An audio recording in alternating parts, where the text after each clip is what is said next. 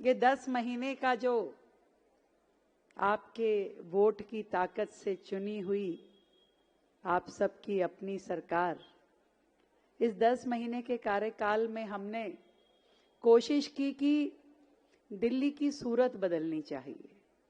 दिल्ली की जो legacy problems हैं, वर्षों से दिल्ली जिन समस्याओं से जूझ रही है, वो दिक्कतें जो समाधान नहीं हुआ, कहीं ना कहीं लटकी हुई, अटकी हुई और भटकी हुई थी।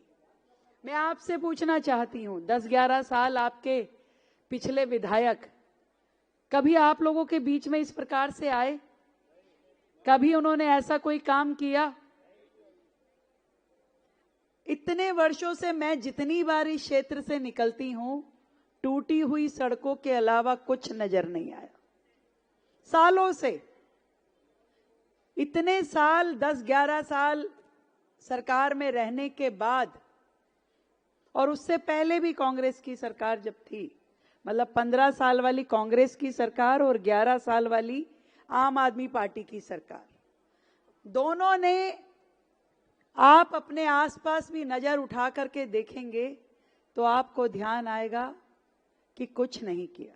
वर्षों से इसी स्थिति में हम रहते हैं, इन्हीं समस्याओं से जूझ रहे हैं। आज भी आधी दिल्ली, सुन के हैरानी होती है कि आज भी आधी दिल्ली में सीवर की लाइनें नहीं है, पानी की पाइपलाइंस नहीं है। आज भी दिल्ली का एक बहुत बड़ा हिस्सा टैंकर्स की सप्लाई पे ही जीवित है। पानी सीधा नल से नहीं आता। देश की राजधानी में 27 साल बाद भारतीय जनता पार्टी की सरकार दिल्ली में आई है, और उसके बाद से ही हमने कैसे दिल्ली की इन समस्याओं के समाधान मिले। मॉडल टाउन विधानसभा तो आधा टाइम पानी में डूबी रहती थी। लोग बारिश के आने से एंजॉय करते होंगे, और यहां इस क्षेत्र में लोगों को चिंता हो जाती थी कि भाई बारिश आएगी तो जल भराव होगा। पहली बार दिल्ली में 6 महीने पहले से ही डिसिल्टिंग का काम शुरू किया गया ताकि पानी रुके नहीं। और इसमें भी बता दूं कि ये जितनी नाली नाले बने हुए हैं दिल्ली शहर में, ये सभी 1973 के मास्टर प्लान के हिसाब से है। इस 50 सालों में कोई नया मास्टर प्लान या ड्रेनेज सिस्टम की रिक्वायरमेंट के हिसाब से नई ड्रेन्स नहीं आई। ये जो आपके यहां से नजफगढ़ ड्रेन निकलती है, सालों से इसी हाल में है। कभी किसी ने इसकी चिंता की क्या कि कभी इसके लिए कुछ होना चाहिए? ये जो मॉन्यूमेंट आपकी घंटा नगर वाली रोड पे है, वर्षों से मैं देखती हूं इसी हालत में है, इसी हालत में है।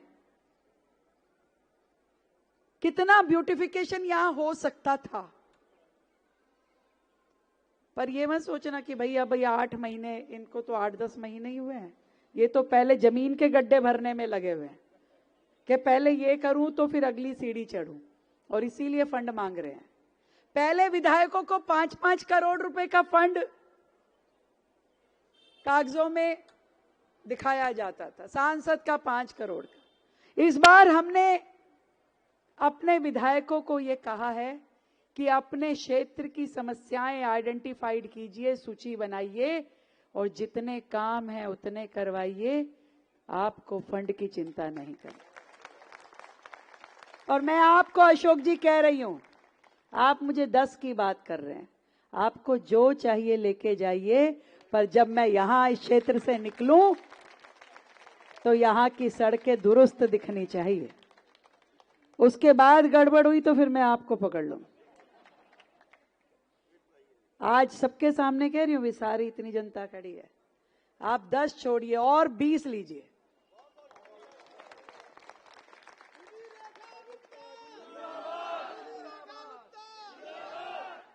और ये स्कीम एक हफ्ते के अंदर अंदर फाइल बनवा के ले आओ।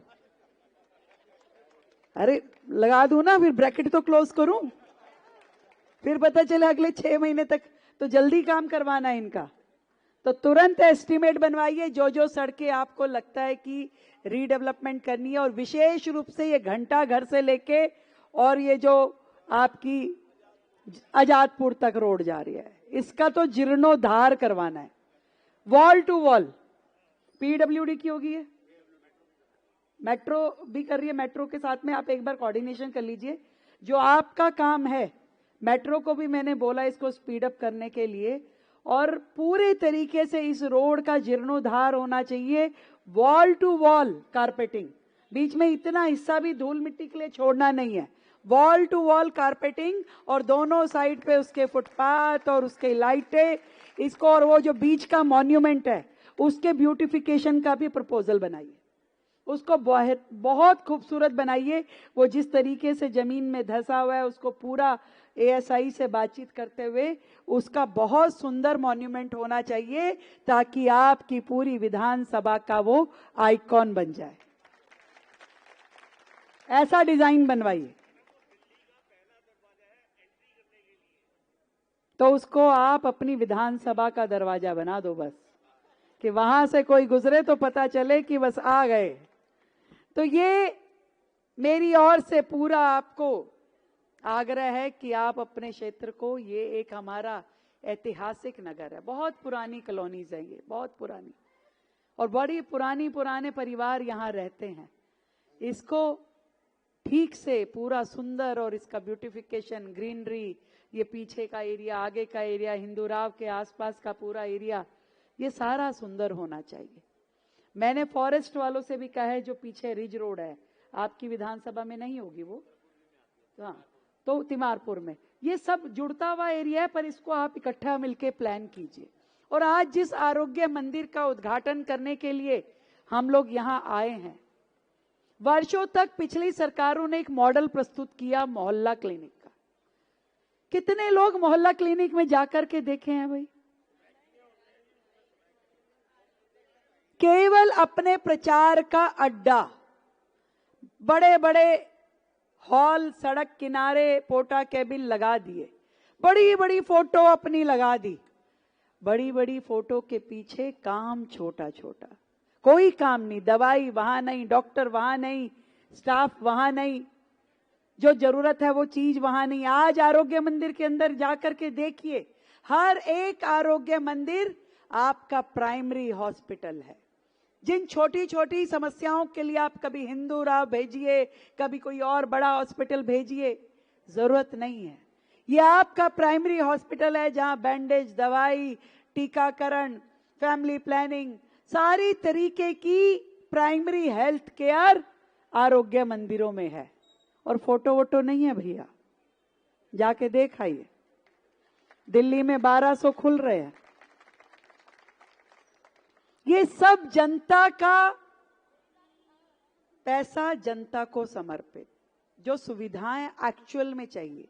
क्योंकि दिल्ली में बड़े हॉस्पिटल्स पे इतना प्रेशर रहता है कि जो छोटी मोटी आपकी कॉलोनी के बीच की रिक्वायरमेंट है, जो तुरंत चोट लगी तुरंत चले गए, तुरंत हेल्थ केयर मिल गई, कोई भी समस्या है, वो यहाँ पे permanent doctor, permanent staff, permanent health care यहाँ पे आपको मिलेगी। और एक दो नहीं, 4 तो केवल अभी तक आपकी विधानसभा में खुल गए हैं। 15 का टारगेट दिया है हमने एक एक विधानसभा में, कि 15 जन आरोग्य मंदिर खुलवा लीजिए, जगह आइडेंटिफाइड कीजिए और लोगों को पूरा हेल्थ केयर मिले। और ये दिल्ली का हेल्थ मॉडल जो है वो जनता की रिक्वायरमेंट के हिसाब से होना चाहिए। आज हमने आयुष्मान योजना शुरू करी, दिल्ली में जन औषधि की अनेकों दुकानें खुलवाई, जहां दवाई जो है 90% डिस्काउंट में दी जाती है। जन औषधि केंद्र कहीं चले जाइए आप, जिस तरीके से दिल्ली के लोगों की जरूरत है, हम सोचते हैं कि दिल्ली को पूरे देश के लिए एक मेडिकल हब बनाया जाए, जहां केवल दिल्ली का नहीं, पूरे देश का, पूरे विश्व का कोई भी व्यक्ति जिसे इलाज चाहिए हो, उसे ये होना चाहिए कि मैं दिल्ली जाके करा सकता हूं। ऐसा बड़ा हेल्थ केयर, और उसके लिए बहुत काम करने की जरूरत है। और सरकार अपने इस 8-10 महीने के कार्यकाल में पूरी तरीके से 24/7 काम कर रही है। और ये बात सही कही अशोक जी ने कि भाई ये मुख्यमंत्री वैसी ही है जैसी है, अब तो झेलनी पड़ेगी। कई बार मैं यहां से निकलती हूँ, मैं अशोक जी कहाँ हो? जी हूँ जी। मैं कहा ये देख रही हूँ मैं यहाँ पे गड़बड़ है, इसको ठीक कराओ, यहाँ गंदगी दिख रही है ठीक कराओ। तो इनको भी लगता है मुख्यमंत्री जी ये वाला, क्योंकि मैं जितनी बार अपनी विधानसभा जाती हूँ तो रास्ते में पड़ती है इनकी विधानसभा, तो मैं देखती हुई जाती हूँ, पर काम भी करवाती रहती हूँ आपके भाई। ये आजादपुर वाला पूरा गोल चक्कर का रीडेवलपमेंट का मैंने खुद ही तैयार करवा दिया। मैं कहा भी ये सुंदर लगना चाहिए। ये पूरी रोड जो आपकी यूनिवर्सिटी वाली पूरी रोड है, इसके ब्यूटिफिकेशन का, मेट्रो के पिलर पेंट होना शुरू हो गए, उसके नीचे ग्रीनरी होना शुरू हो गई। तो ये तो मैं आते जाते ही कर लेती हूँ। वो जैसे पुरानी सासें होती थी ना, वो कहती थी अपनी बहू को, इतना काम तो हम एड्डी मार के कर लेते थे। नहीं, मेरी सास नहीं बोलती, मतलब। तो इसके आगे का आपको करना है जितना मैं चलते चलते कर रही हूँ, ठीक है। इसके लिए फंड की आपको कमी नहीं होगी, यह विश्वास मैं दिलाती हूं। पर इस विधानसभा को इतना खूबसूरत बना दीजिए कि इनको महसूस हो कि हां, अब कोई सरकार आई है, अब कोई जनप्रतिनिधि आए हैं। अशोक देवराहा जी जैसा, हमारी रेणु जी जैसा, हमारे भाई, हमारे जिला के अध्यक्ष अरविंद जी जैसे, जो हमेशा जनता की सेवा में लगे रहते हैं। आपके सुख दुख में हमेशा खड़े होना सेवा का एक भाव है, और दूसरा भाव कि हमारे क्षेत्र में विकास कार्य होना, और इन सभी विकास कार्यों को निरंतर प्रगति मिलती रहे, दिल्ली का चेहरा बदलता रहे। इसके लिए आप सबकी भी बहुत जरूरत है। हम सब मिल करके अपनी दिल्ली को बेहतरीन बनाते हुए काम करेंगे, और मोदी जी का जो विजन है दिल्ली के लिए, उस पे हमें काम करना है। आपको ढेर सारी बधाई, शुभकामनाएं, और आप इसी तरीके से सेवा भाव से लोगों के साथ लगे रहें। Thank you so much.